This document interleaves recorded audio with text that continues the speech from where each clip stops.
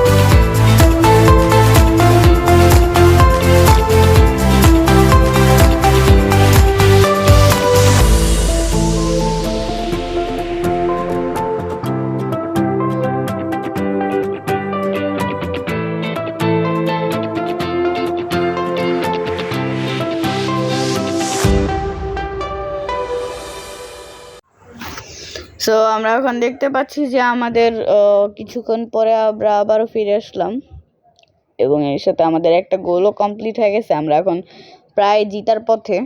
আমাদের ওসিম্যান আবার ball pass কিনে নিয়ে নিচ্ছে, বাট শ্যুটটা দেওয়ার সময় পাইনি। মানে হল্যান্ড কি একটা স্লিপ শট মারলো, মানে পুরাই ভয়ঙ্কর। দেখা যাচ্ছে যে আমরা মিস করছি একটি, ওদের গোলকিপার একটা লং শট মারছে এবং এই সাথে ওদের প্লেয়ারও ধরতে পারে নাই।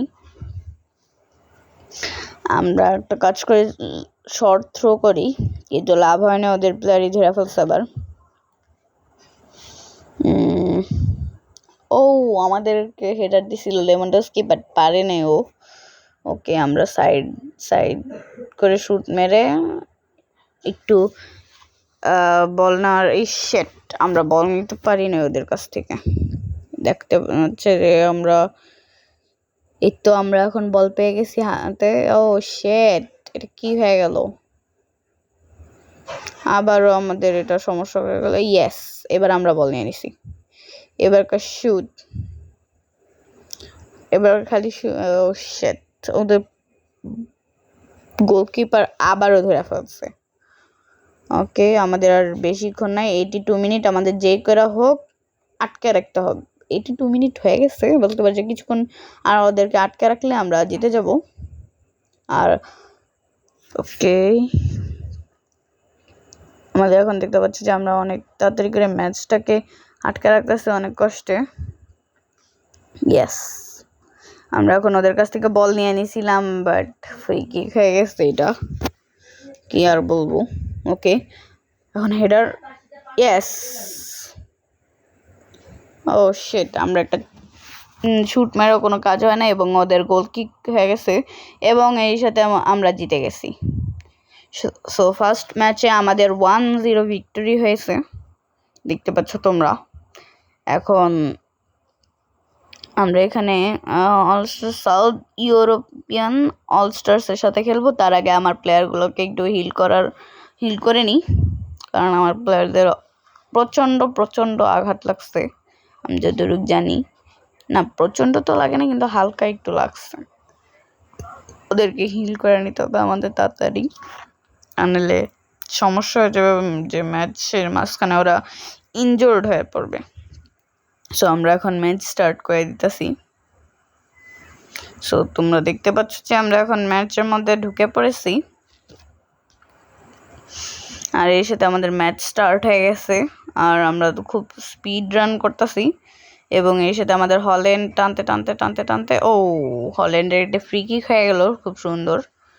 এবং আমরা এখন ফ্রি কিকের শুট নিতে যাচ্ছি।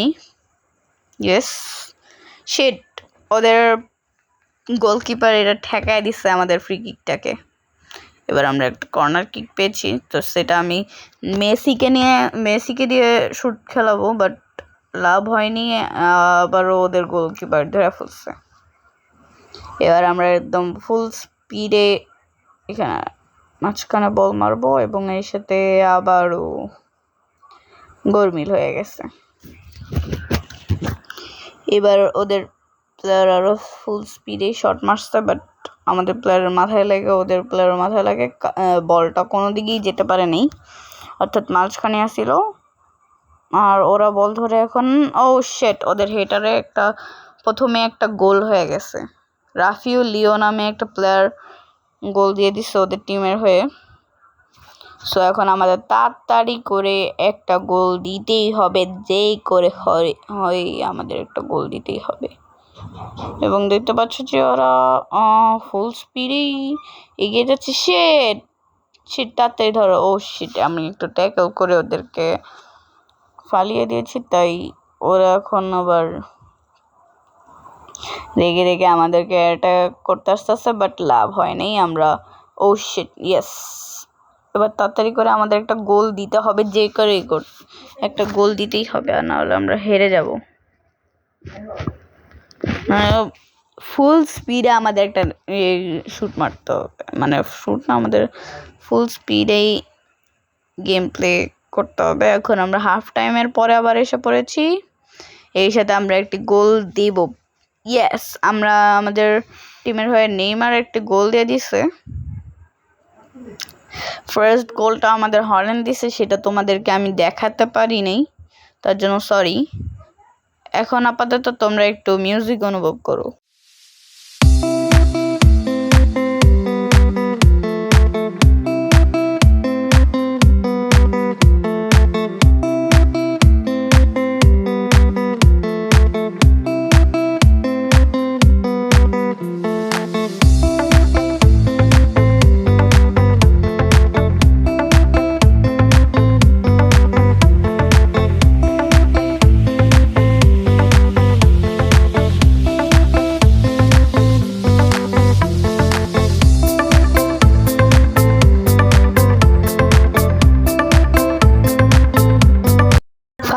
এরই সাথে আমরা একটি রেড কার্ড দেখতে পেলাম।